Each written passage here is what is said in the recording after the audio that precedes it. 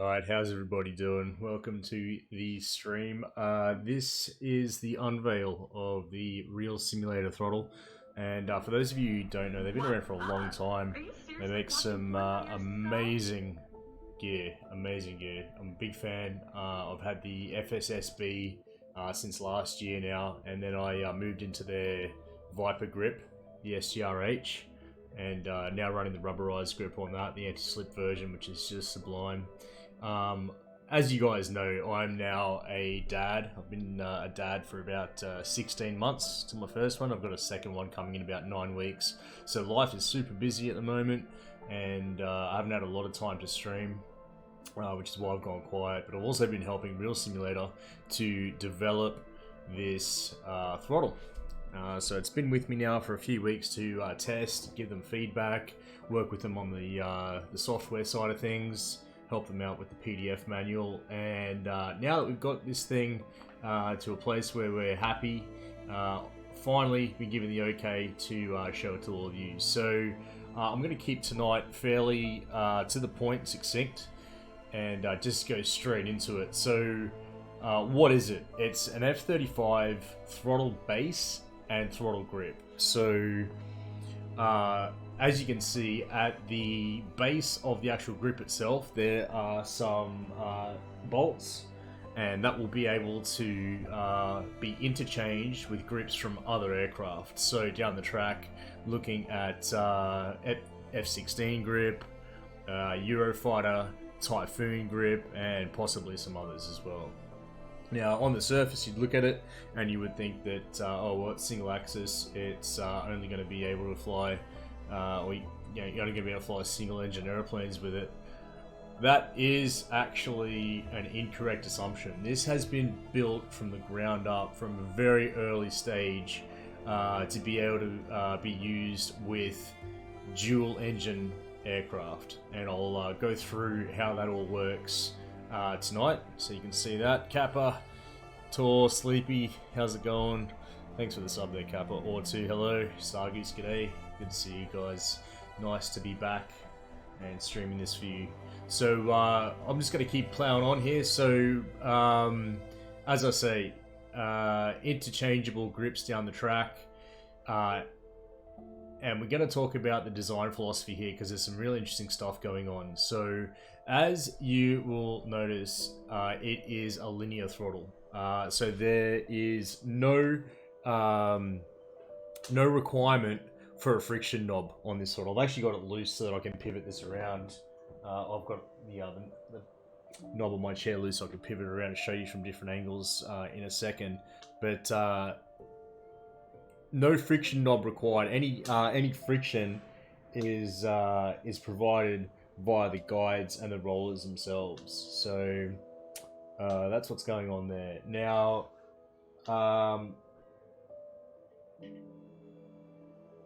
9 inches of travel, 230 millimeters, and the reason for that is the more travel that you have, the more sensitivity you have in the throttle. So you've got more control over your engines with the extra travel there. Now, it's a big unit. It there's no mistaking it. It's huge. If I'm to put my whole, put my whole forearm next to it, from elbow to fingertip, you can see how big this thing is. Now, if you don't actually want all of that travel, 9 inches of travel, then you don't have to use it, and I'll show you that later as well. But through the profile settings in the RS software, if I just grab this for a sec, you can see in this section of the dev tool here for the throttle that you can actually change the sensitivity for each of the 5 gates. So you've got an idle gate, a mill gate, a hover gate, afterburner gate, and then emergency stop at the end for emergency power. And you can customize where you want these to be, and as a result, you can control how much travel you want. So at the moment, for example, on Profile 2, let me just bring the actual dev tool up. There we go. So right now, you can see that on this profile, I've got it set for BFM, where I don't want the full range of travel, because in BFM you are either most of the time at idle or full AB, and so having 9 inches of travel actually gets quite hard work in BFM. So what I've done with this profile here is I've set hovergate, AB, and emergency to be all at 100%, so that by the time I hit max dry on the actual throttle itself, the game thinks it's at full throttle. So I've actually, you can see just how much travel I'm using there to get from idle to full. Right, so I'm basically shaving off about 2.5 inches to 3 inches off the end there. So that's very customizable. Now I'll go through the unit from the ground up. So it's CNC'd from a single block of aluminium. So it's built to last. Underneath, you heard me speak about those 5 gates. There's actually detents that can be accessed without having to disassemble the throttle, that can be set to your liking. They're a metal stud that you can, as I say, access from the outside of the unit and set either soft or hard detents. So for example, if you just wanted to lock it off at the hover gate or the AB gate and not actually have physically allow the throttle to go the last 2 inches of travel, you could do that from the outside without needing to open the unit up. Likewise, if you just wanted a soft bump there, a soft detent like most of you guys would be used to in some of your other throttles, you can do that as well without any requirement to go away and actually have to 3D print or machine or source another part. All that stuff's included. All those detents are included. Okay, so let's go through the switches now. It has 49 buttons on it. 49 buttons. I'm just going to shrink this down. Save it here for a sec.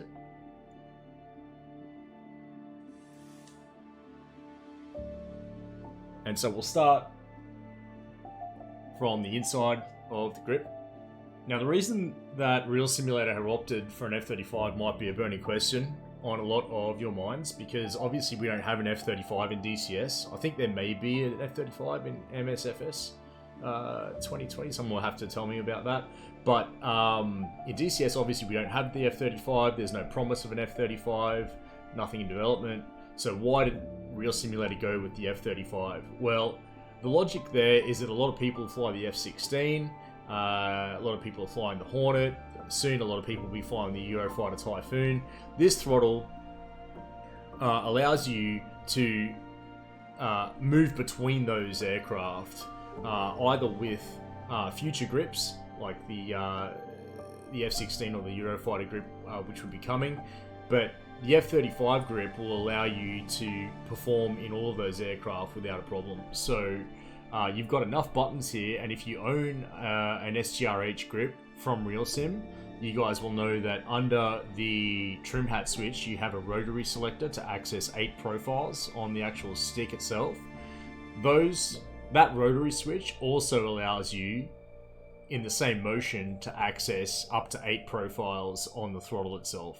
So it's 49 buttons times 8, effectively, is what you have access to on the throttle with this F-35 grip. So if you're a Viper pilot, you will have many more functions on this F-35 grip than you would on a Viper grip. So it'll allow you to do all of the functions of the Viper, just with better ergonomics, in the opinion of RealSim. And I've owned the F-16 Cougar from Thrustmaster in the past. I have to say, ergonomically, this is an amazing throttle. Everything feels really good, and that goes, for my hand size, I'd say I've got hands on the like medium-sized hands. But if you've got larger hands as well, it's going to be even better for you. So let's go through all of the buttons now. On the inside here, every switch I'm about to point to is a 5-way, meaning these are 4 ways, plus they have a press function. So up, down, forward, back, and press in. Every single switch on the throttle is like that. So I'm not going to just keep saying 5 ways, but you know, 5-way there. Then you have a really good radar cursor here up on top, like an Xbox analog basically. And having flown with that for weeks now, I can tell you that when you're manipulating the TDC in a Viper or a Hornet, it provides a lot more control and finesse over the TDC than other cursors I've experienced in the past. I'm not going to name names here, but little nibs are no more. This thing is fantastic for controlling a targeting pod or a TDC on a radar. Now, on top there, you can see another 4-way, 4-way plus press, I should say, so it's a 5-way. So it has forward, back, left, right, and depress. The radar cursor at the front, radar range, I should say. I'll just type this one, so that doesn't move. Now, this is the radar ranging knob. Now, don't worry about the, you can see stuff happening in the app there in the background. I'll talk about that in just a second. But this is radar ranging, plus it has a depress function as well. So depending on, I should say the TDC control also has a depress. So if you want to use this to lock up the bandit, or you want to use the radar ranging knob with a press function to lock up the bandit, your choice. And obviously you can bind that to whatever else you want as well. You don't have to do it on those 2 buttons. Okay, so then let's keep having a look here at the front of the unit now. You have another 5-way here, plus a depress. This is antenna elevation, so it's a roll. And there's no depress on that one. And then 2 more 5-ways on the outside here.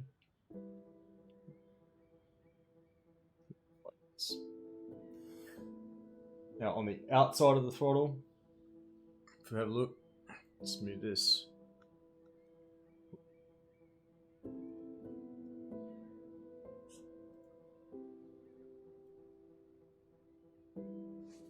Five-way at the top here, which would normally be a button on another unit if it wasn't RealSim, but RealSim made that a 5-way. And then just a 2-way flick switch on the outside, and then a red 5-way here. Okay. Now, if we have a look on the base of the unit, you have a potentiometer at the back, which is called BT2. So it's a rotary with a press function. You have a guarded 2-way switch here. And then, so this is BT2 here. So you have BT2 here, which is a 3-position switch, which is the one that we use to control engine operation, engine selection, for idle operation, shut off, and asymmetric ops. And I'll talk about that right now. So in the background, you can see, if I just make this big for a second,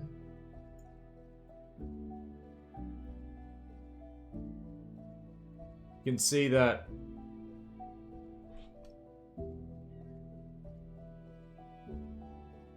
we have throttle position, both engines, when I move back and forth. If BT2 is in the center, and the radar range knob is in the center. So this is a profile type thing, where you say you're doing some BFM, and you want to be able to kick asymmetric thrust in a Hornet, for example, to get a gunshot off. So you want the left engine to apply more power than the right, and you want to pull back power on the right engine. You can do that in this profile with the range knob. Okay. So it's basically, if we were in DCS, you would see this replicated in the Hornet itself. If you were looking down at the Hornet throttles, you would see the left throttle pull back, the right throttle push up. And it's done by the radar range knob, because in BFM, you're not going to need your radar range knob for anything, really. You're going to be in a BFM mode. So with the flip of a switch on the stick itself under the trim hat, you can control asymmetric operation like that. Now, if I go to a different profile, switch over here for a sec. profile 1, I've set it up so that when I put the BT switch,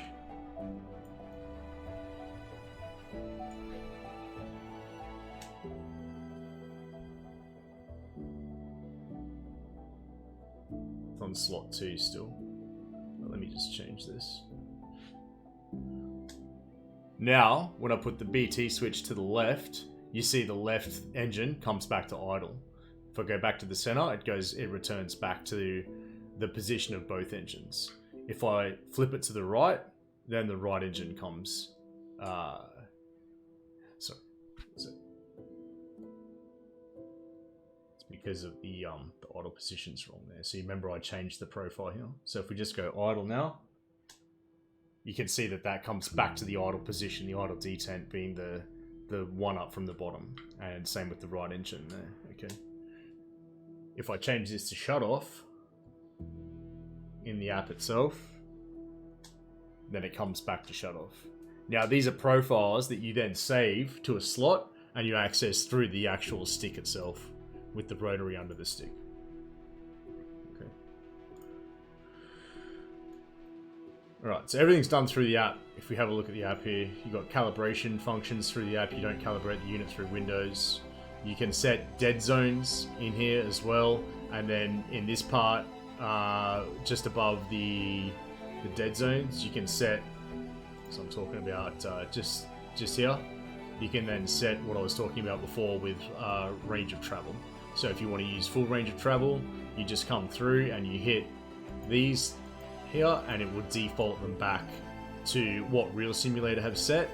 Likewise, if you want to use less travel, then you could say set these three at 100%, set this one, for example, at 38%, this one maybe at 3%, and then when we move the throttle, you can see that by the time the throttle makes it up to mil in the background there, you can see where the throttle is.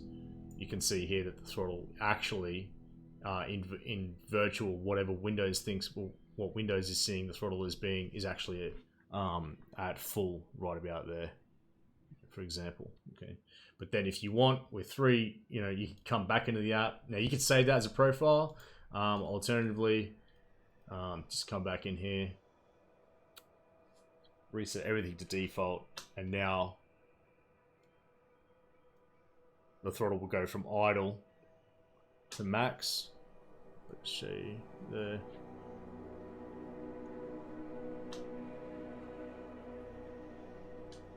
And actual travel matches virtual travel. Alright, cool.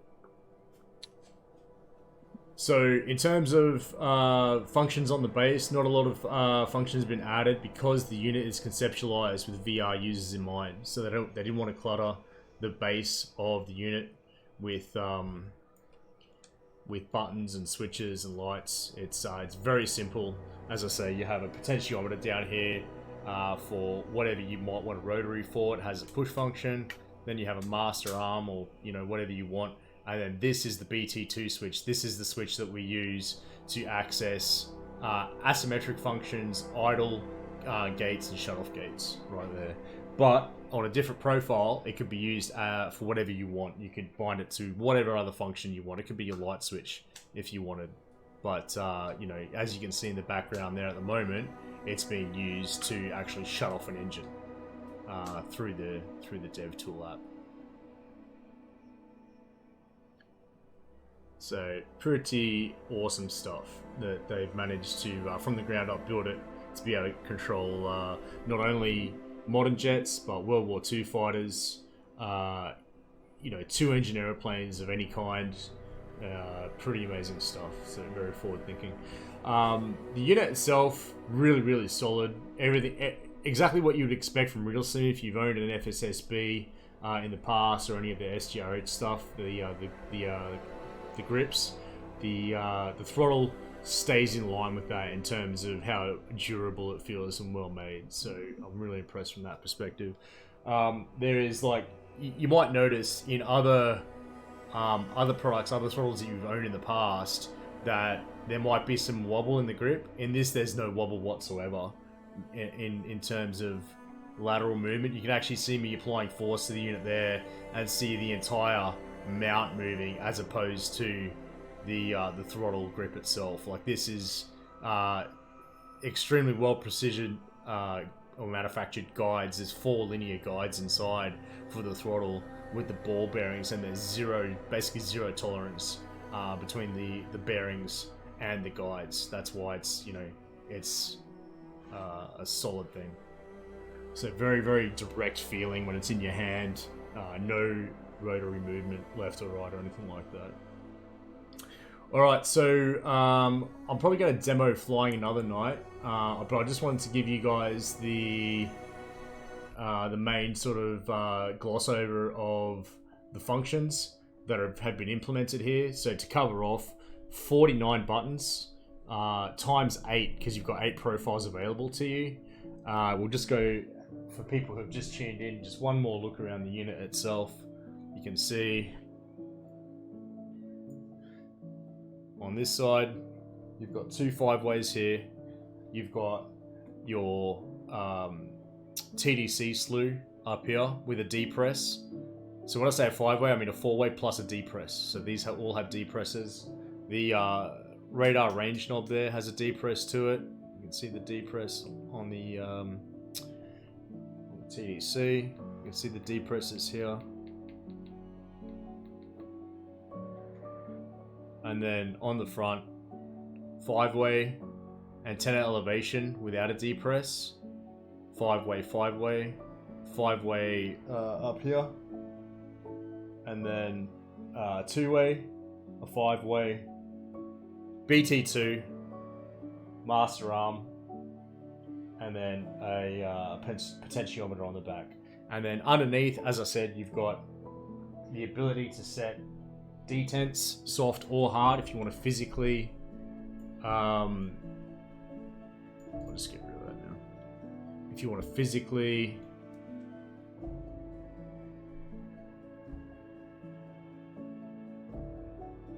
set soft detents or a hard detent, which would actually physically limit the range of motion. So if you wanted to, you could lock it off there and it won't travel past this point. Likewise, if you just wanted to feel a bump when you go past max stride, then you could have that as well. And that's all accessed from underneath with the detents themselves without needing to open the unit up. No price set as of yet, Kappa. Yep. And that's about it, guys. Has anybody got any questions at this point?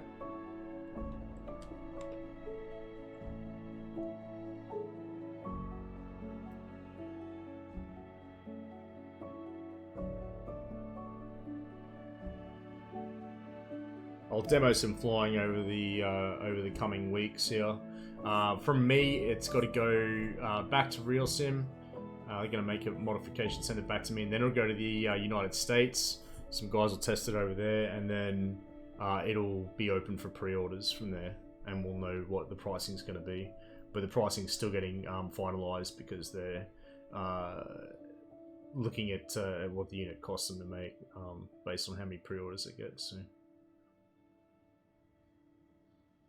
Serviceability, I mean, that's a really good question because it's all, quite a hardware-based thing that you should be able to get these parts from RealSim, I'd imagine, but I can ask Manuel, and when I come and demo some flying in the next week or so, I will come back to you with an answer on that, but I would assume that all these parts would be easily replaceable by the user, but if it needs to be sent back for something, then I'm sure RealSim would do that under warranty, but I need to get an answer from him on that.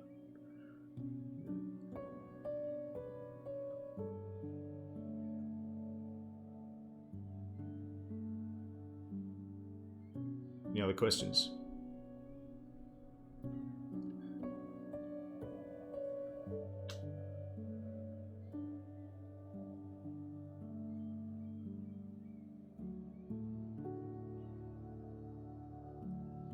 Looks quite hard to open the top grip portion. I haven't tried to do it myself, but I could definitely ask them and see what they say about that. personally, if it were me, if something did need to be replaced, I'll probably just send it back to them and get them to do it. But again, if you're mechanically minded, then I can ask them how easy they would think it would be for a user to replace buttons in there. I think I read something in the manual saying that it's been intended for user serviceability. So yeah. So did you guys catch everything I went through there? For guys who are just coming back. Probably the coolest function, or the one that impresses me the most, and was one that I was pushing for from the start, was the ability to control two engines and have asymmetric operation. So that will, I'll just demo that here. That is done by having the BT2 switch in the center, and then using the range knob, the radar range knob here on the front. You can see when I'm rotating the range knob, the dev tool is showing a decrease on the left engine, increase on the right engine, likewise. So able to control the two engines in your Hornet for asymmetric operation through that in VFM, for example.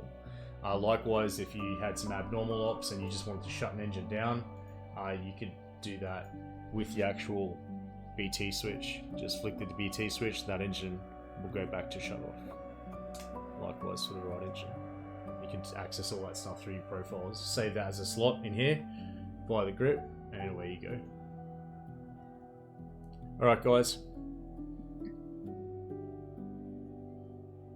Yeah, so with RealSim there, Dotted Fish, they're usually really quick. I don't know if you've ordered something from them before, but generally EU, it'll ship either on the day you ordered it or the next day. I've had things where they've sent me stuff and it's arrived literally the next day. It's crazy from Spain, but certainly within a couple of days. Yep. Alright guys, so I will demo this for some flying this week, but just at the moment, just a hardware overview of the unit and what it's capable of. Hey, how's it going, Dagger? Good to see you. G'day, Dave. Yeah. So it's the F-35 throttle, and in the future it'll have the ability to replace the grip if you want to a Viper grip from RealSim, Viper throttle grip that is, or down the track a Eurofighter grip, and it does have dual engine support as well. So they are making the F-35 stick grip as well, so that's a few months away, but at the moment this is all trickle down technology from their professional product range into the consumer market. So this unit here, there's only 2 units in existence at the moment. This unit and the one with RealSim themselves. This will then go over to the USA. A couple of guys will test it over there. I've had it for the past few weeks, and then it'll be open for pre-orders after that. Not sure on throttle, Hornet throttle grip Stargoose yet. Not sure if that's in their contemplation. Yeah. But the rationale, I don't know if you guys know this, but the rationale, it comes from the Rafale, which has obviously 2 engines but a single throttle grip, and this actually has more functionality than what's in the Rafale because of, as I say, this range knob here, which allows you to control the engines asymmetrically. The Rafale can't do that, but here you've got that ability, which is really cool. Likewise, if you just want to control the left engine, for example, you just put BT2 in the left, and then you see now the range knob only controls the left engine. Put it to the right, range knob only controls the right engine. Okay. And then moving the actual throttle controls both engines.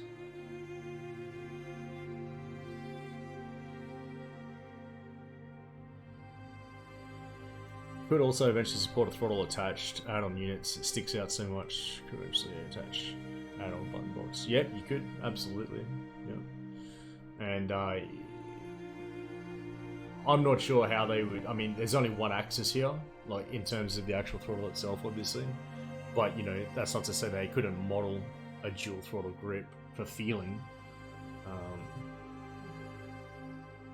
But at the moment, the tech is that anything for asymmetric engine ops is done via a profile selection through the actual radar range knob. And then if you want, you switch to a different profile and you get the functionality of this radar range knob back for, you know, for actual radar operation.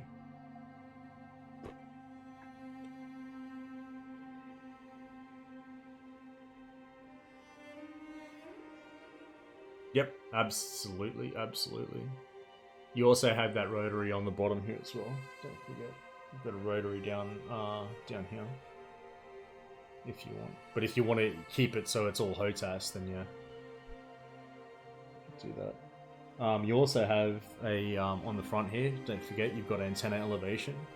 This one here, which is a rotary up and down. So you could use that for the Harrier, for nozzle position if you want it. Very accessible there.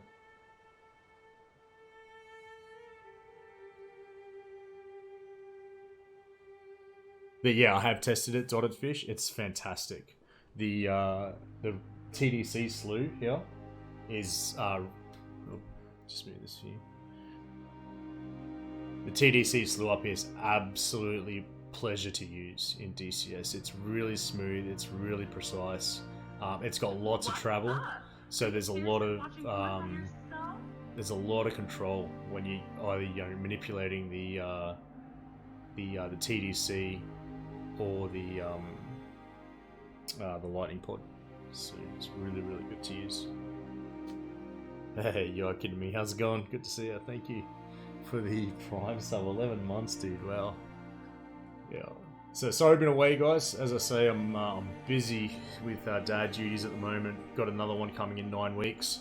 So it'll be 2 kids under the age of 2, so I'm flat out at the moment with that. And obviously been helping RealSim to develop this unit here. So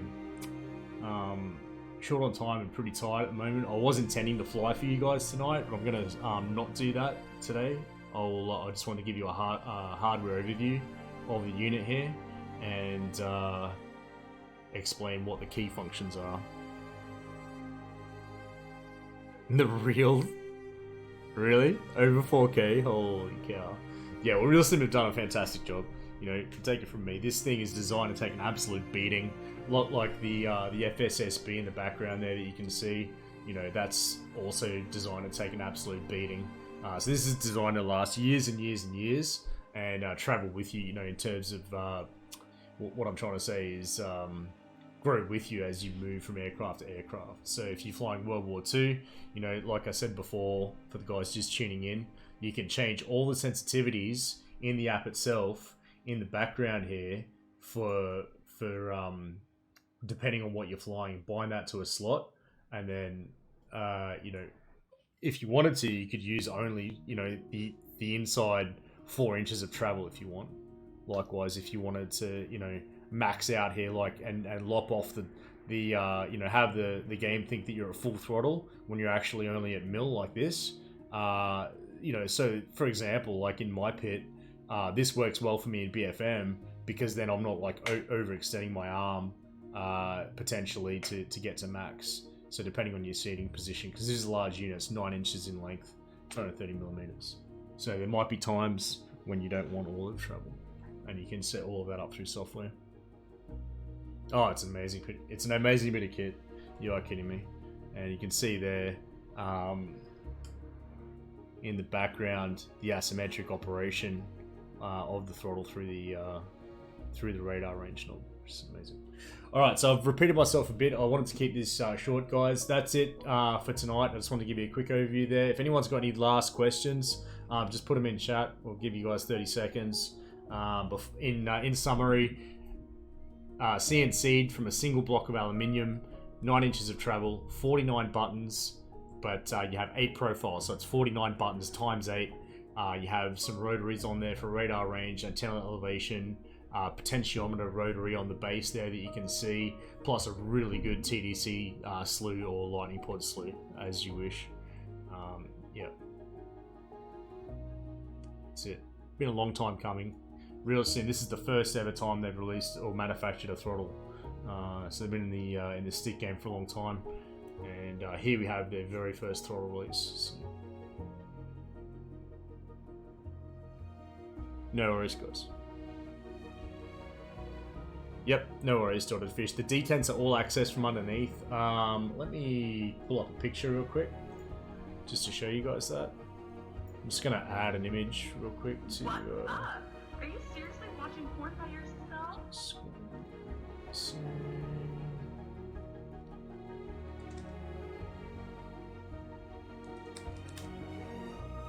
Bear with me here.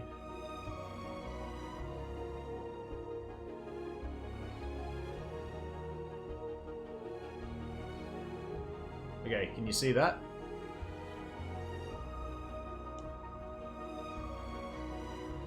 So there are 5 screw points in here, and you literally just screw a D10 in, and the higher you screw it, the harder it becomes. Hey, Smaller, thanks, dude.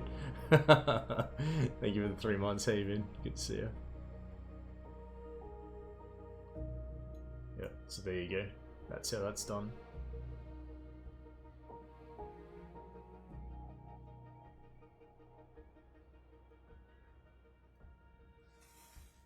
Yeah, it's not available for pre-order yet, Dave.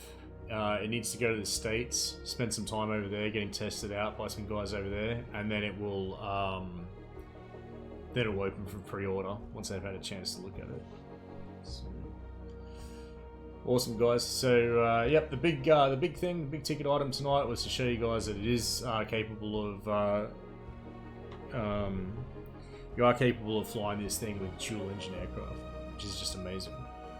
You'll spend most of your time obviously keeping your engines together, but you know, during a startup, for example, say you have the throttle all the way back here and you want to go through your startup, you would have it programmed in the app itself so that when you select this switch to the left, the throttle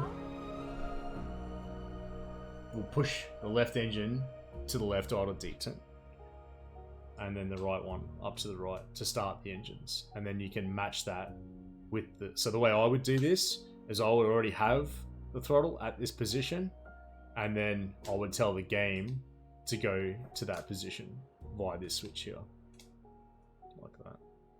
You can also program that to be a shutoff, or you can program it to be an asymmetric engine operation function, where, as I say, if you have the throttle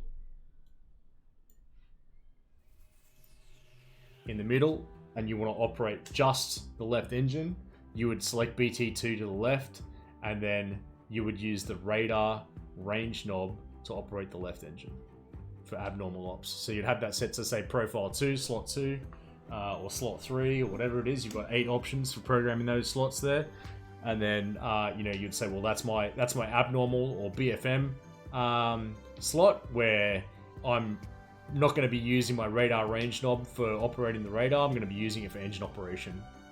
And then you access the control of your separate engines through that switch there. There I've selected the right engine, and I'm literally moving the radar range knob here to control my engine. Yeah. And then when it goes back to the center, what happens is that in a BFM situation, moving that knob will push one engine up and the other engine down to generate a yaw, so you can potentially land your gunshot on the bandit. Cool. Hey Hammer, what's up? Thank you, dude. Thank you for the 8 months. Appreciate it. No worries, guys. So just a hardware overview tonight. Really pleased to bring this to you. Massive honor that RealSim have entrusted me to show this off to you for the first time. That's a world first for those guys. So any questions, just post them in the BFM clinic, and looking forward to seeing people sign up for pre-orders for this and see it go into production. That's a good question. Actually, there isn't, Stargoose. Unless you peek under your VR goggles at the stick, you're not going to know. There's the only way you would be able to do that is there's I think the beeper can tell you when you've had a change. But if you're in noise cancelling headphones or whatever, you're probably not going to hear that. So yeah, there's no visual indication of which profile you're in while you're in game. It's a great question there. Trying to put up the Warthog throttle for sale. Yeah, that's the thing too. You are absolutely gonna love the TDC slew function. The analog hat over here for the guys just tuning in is a joy to use. It's just got so much range of motion and such precision. Yeah, really, really good compared to what you'd be used to with other units from other manufacturers.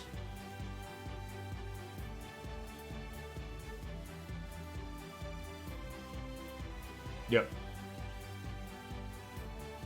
Yep. So I normally have it just all the way to the left for profile 1, and then one rotary to the right put me in slot 2. And you know, that'll be because I mostly do BFM. Slot 1 is the one where I've set it up, so I have asymmetric operation in the Hornet, for example. But if you were flying this, and most of the flying you did was in a, say, mission sense, then you'd have maybe slot 1 for your startup, so that the BT2 switch will get you from shut off to idle and start those Hornet engines up, and then probably just ignore that for the rest of the flight, and then just what you'd need to do then is move into slot 2, so that you actually gain function of your radar ranging knob back for operating the radar, if you know what I mean. So you have in the first instance using this for startup, this switch here, and then don't forget it also is linked to the radar range knob, which the dev tool says, well, if you're in this function here where you're using that BT2 switch for engine operations, then the radar ranging knob is used for asymmetric engine operation, as I've just highlighted, and then you would need to move to a different slot to then get that radar range knob back for normal operation of the radar. Alright guys, that's it for tonight. Just wanted to give you the overview there, and I think I've done that, so I'm going to head off now, and please put your questions in the clinic, tag me if you need to, and I'll demonstrate some flying with this in the coming week or so. Take care everybody, good night.